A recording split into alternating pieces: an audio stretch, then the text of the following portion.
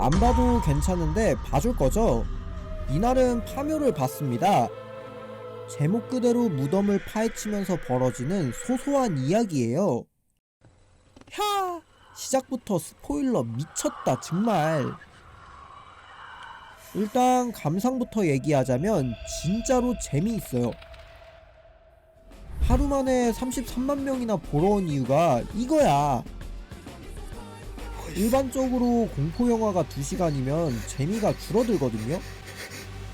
긴장감도 사라지고 지루한 느낌이 들어요. 화면은 2개의 이야기를 나눠놨어요.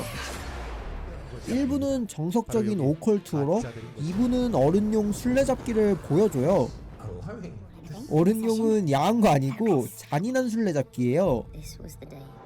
짜임새 있는 고퀄리티 공포영화? 짜잔! 이미 알겠지만 검은 사제들과 사바를 만든 정재영 감독의 영화예요.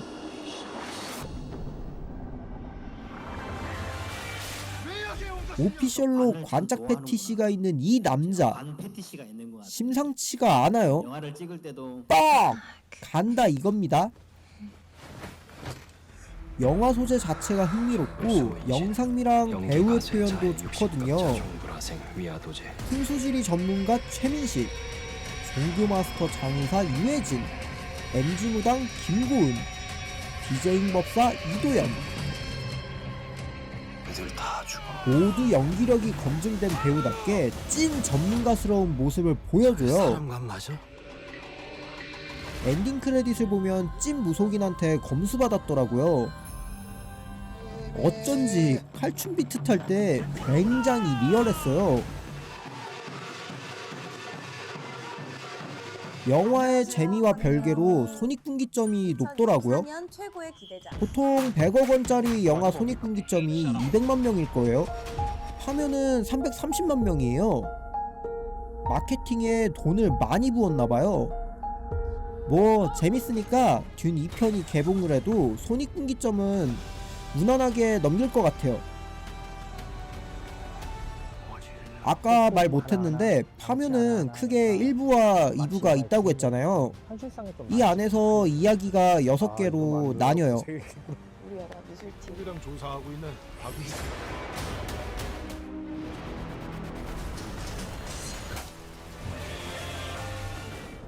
약간의 스포일러가 있으니까 싫으신 분은 점프하는 게 좋을 것 같아요. 아 맞다. 배역 이름이 전부 하드 스포일러라서 본명으로 설명할게요. 김고은과 이도현은 의뢰를 해결하러 미국에 왔어요. 부동산 부자를 만나서 사연을 듣던 중에 큰 떡밥이 등장해요. 조선시절 조상에게 재산을 잔뜩 이어받은 밑도 끝도 없는 엄청난 부자래요. 띠용! 이 새끼 완전 친일파잖아. 이거 뭐 을사오적이나 민씨 집안에서 모티브 딴 거겠죠? 의뢰인의 아이는 병원에서 건강에 이상이 없음에도 울음을 그치지 않는데요. 김고은이 휘파람을 불어서 귀신을 불러보더니 바로 상황 파악 끝냈어요. 한국적인 그런 요소도 있고 카리스마, 날카로움 또 여러 가지. 이거 아기만 그런 게 아니고 의뢰인과 의뢰인의 아빠까지 집안의 기둥인 첫째들에게 이어지는 저주랍니다. 사장님, 물바람을 해결하면 전부 사라진다니까요. 영업 멘트 날려주고 계약 바로 딱 오고 빠밤. 요짜리 어벤져스 출동. 이번 의뢰는 계약금만 5억원을 받고 여기에 플러스 알파. 이거 완전 개꿀 아닙니까? 라고 착각할 뻔. 최민식은 기묘한 묘자리를 보더니 평소대로 흙 한 줌을 퍼먹었어요. 와 이거 최악의 묘자리예요. 100점 만점 중에 마이너스야 여긴. 요 하나 잘못 건드리면 불초성나는 거 보이냐고. 일침을 가하고 서울로 돌아가요. 맞아요. 일도 가려가면서 받아야 돼. 돈이 아무리 많아도 목숨은 하나라니까. 킹치만 의뢰인이 감성파리로 멘탈을 찍어요. 같은 아비된 입장으로 자식을 구하고 싶다는데 최민식은 여기서 참으식이 아니거든요. 그렇게 되고 안 되고는 내가 결정하는 거야. 모르겠다. 김고은이 비트 타면서 저주를 돼지로 옮기는 동안 인부들이 묘지를 파서 기묘한 관을 꺼내요. 수상할 정도로 썩은 땅에서 향나무로 만든 고급 관짝이 등장해요. 여기서부터 본격적인 이야기가 시작됩니다. 이 뒤를 더 풀면 리뷰가 아니라 그냥 줄거리 요약이니까 참을게요.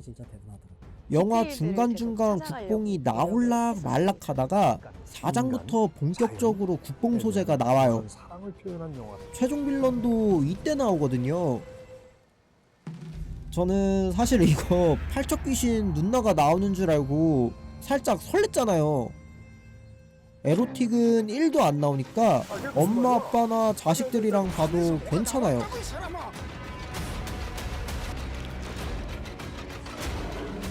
참고로 2장에서 나타난 여자머리 뱀귀신은 마지막까지 정체를 알 수가 없었어요.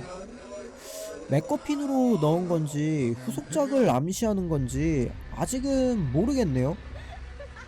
일단은 영화 흐름상 일본 요괴인 누레온나와 로크로크비에서 모티브를 따온 것 같아요. 얘기할 게 엄청 많은데 리뷰 영상 길어지니까 이만 끝내겠습니다. 속는 셈 치고 한 번만 봐보세요. 진짜 재미있는 영화예요. 리뷰 끝! 안녕!